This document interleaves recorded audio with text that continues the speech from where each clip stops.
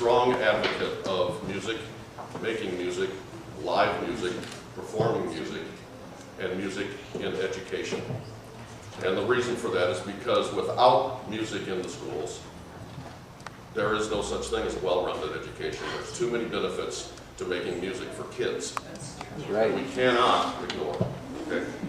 So if you don't mind, I also do a blog on Petaluma 360. It's entitled, Where's Petaluma Pete? And I'd like to read one to you if I may, and then I'll get out of Dodge here, okay? It's entitled, Whiners Are People Too. And it encourages us to help them, because rather than fight them, help them along. And in the blog, I address the kids. We talk to the kids. They're our most valuable asset. And it says, hello kids, when I was in grade school back in the 50s, long ago and far away, there was this one kid who sat next to me in class who could never be happy. His name was Sonny Hines. The fact that I can still remember his name shows you what an impact he had on my life. It also might have something to do with the fact that Sonny earned himself the name Whiny Hiney.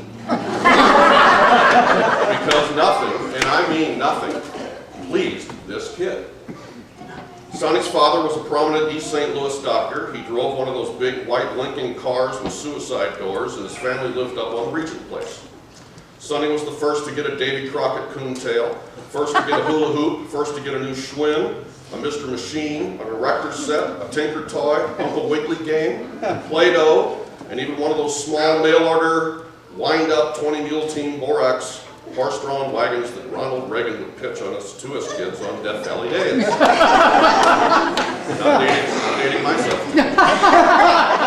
Still, Sonny whined like a baby at the drop of a hat, even though his living conditions were easily in the top 5 of all the other kids in our entire school.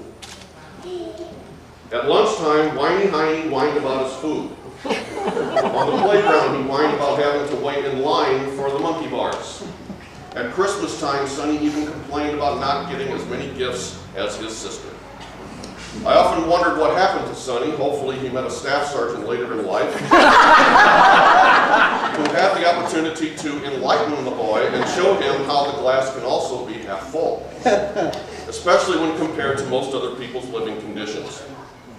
With some kids, the whiny hiney can stick with them all the way into adulthood.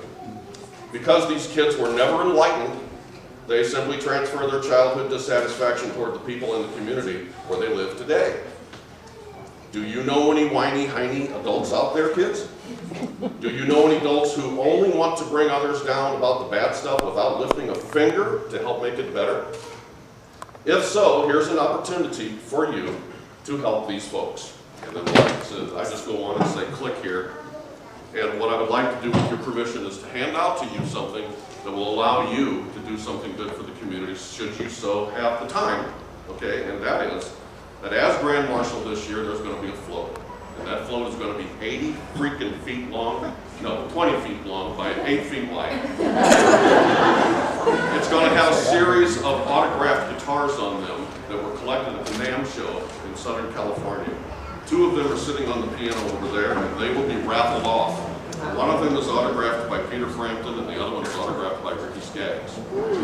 We also have instruments that are autographed by Slash, and by Weird Al, and by Yoko, and by there's all kinds of folks. We've got like a dozen guitars, but those 2 will be raffled off. The only way for people to know that this is happening is for there to be these handed out. And the way that we are asking you to do that is that if you so choose, you can go ahead and march right alongside the float. And as you're marching right alongside the float, you can hand these out to the people so that they know where to go when they are going down the street. So that is Petaluma Pete's way of saying thank you, people. My bride Brenda is here. Also, we've been married 37 years. We came from Southern California. We met when we were 14 in Belleville, Illinois, of all places. I came here 2.5 years ago and so fell in love with it that I was a consultant at the time of the company that I was doing consulting for was here in Petaluma. After my meeting with them, I was driving out of town. Halfway out of town, I made an illegal U-turn right in the middle of the street, came back and talked them into hiring me because I wanted to live here. So this is simply nothing more than a way that maybe I can give back to the community, and I think